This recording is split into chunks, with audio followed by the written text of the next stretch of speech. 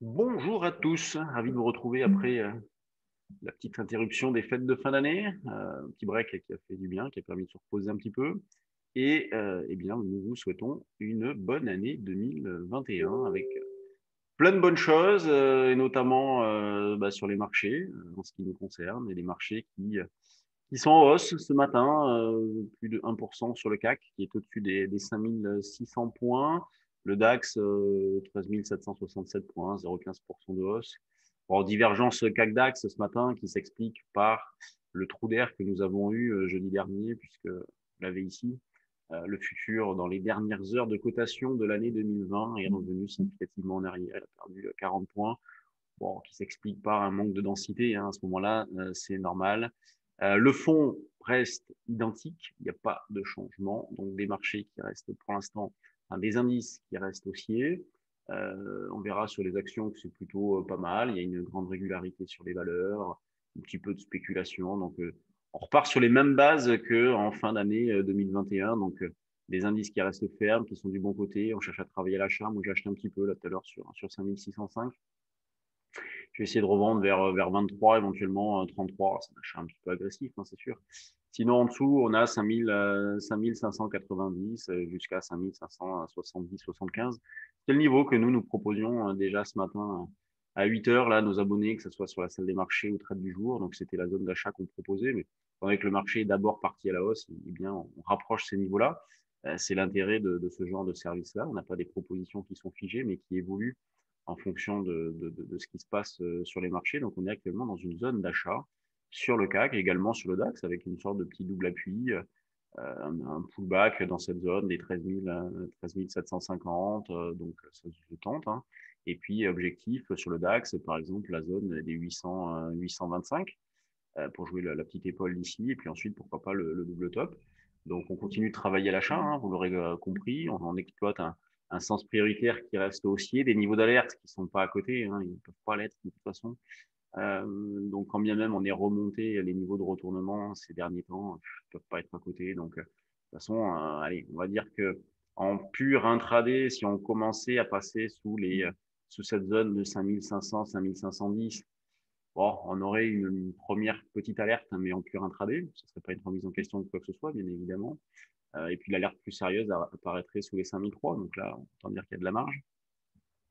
Donc le DAX, je vous disais, zone d'achat ici. Si vous cherchez une zone d'achat un petit peu plus éloignée, on se retrouve avec cette zone des 13 680, 13 700. Sur l'eurodoll, alors lui, ben, c'est pareil, hein, il reste toujours du bon côté, bien orienté à la hausse, avec donc des achats à privilégier sur des replis que nous avons eu en fin de semaine dernière, donc jeudi, hein, jeudi dernier, un petit trou d'air sur l'eurodoll aussi, qui a perdu une centaine de pips, mais c'est pas bien méchant, hein, ça ne remet pas en question quoi que ce soit. Et donc là, il repart ce matin à 1,2286 actuellement. Eh bien, on va avoir une zone d'achat autour d'un 22,45-50 à 22 15 20 en bas, à 22 45 50 juste au-dessus. On va travailler dans cet esprit-là.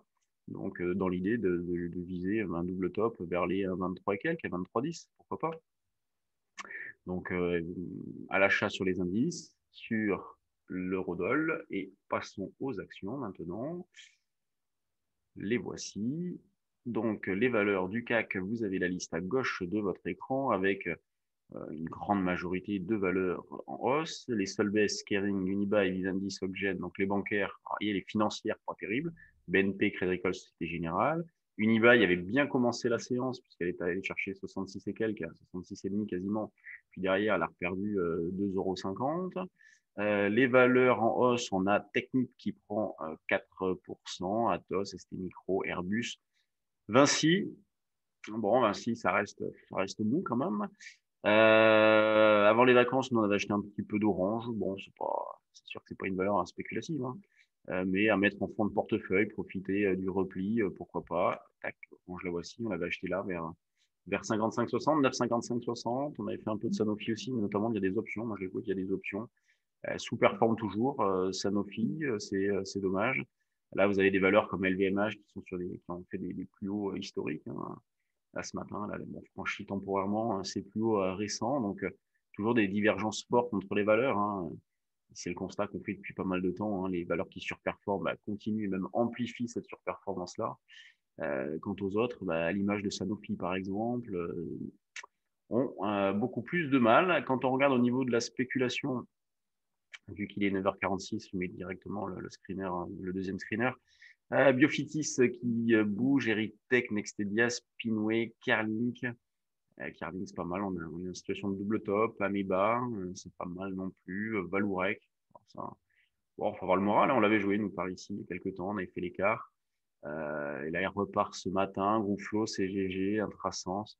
Bon, il y a des petites choses, hein. On voit que sur les valeurs, il y a quand même une spec qui est plutôt pas mal, qui est présente. Le moral reste bon. On a connu une fin d'année incroyable sur les small caps notamment, avec une spéculation qui était très forte, ce qui est rare, hein, en cette période-là, juste avant les fêtes.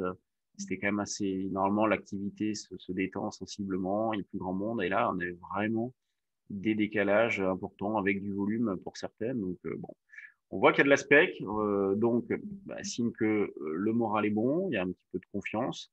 Sur les valeurs du CAC, grande régularité, des volumes, j'imagine, faibles. Alors, regardons le CAC, 300 millions, vous voyez, c'est pas beaucoup. Normalement, à cette heure-ci, il y en a 100 de plus. Mais c'est assez logique. Donc, pour l'instant, des marchés qui sont plutôt bien, hein. 5605 là, sur le futur, c'est ce que je regarde à côté. Bon, voilà, la zone d'achat pour l'instant fonctionne. Bon, je vais vous laisser. Vous avez sur notre site tout notre calendrier, hein, des différents événements. Ça vous l'afficher demain si j'y pense, aussi bien les présentations des services de la société, de formations, les calendriers des formations que vous avez sur le site. Et puis, si vous avez des questions, n'hésitez pas, vous nous contactez, on est disponible par mail à l'adresse info@percevalfinance.com, par téléphone à Paris, à Bordeaux. On a des bureaux dans ces deux villes et moi je suis basé à Bordeaux et je vous salue et je vous dis à demain. Allez, bye bye.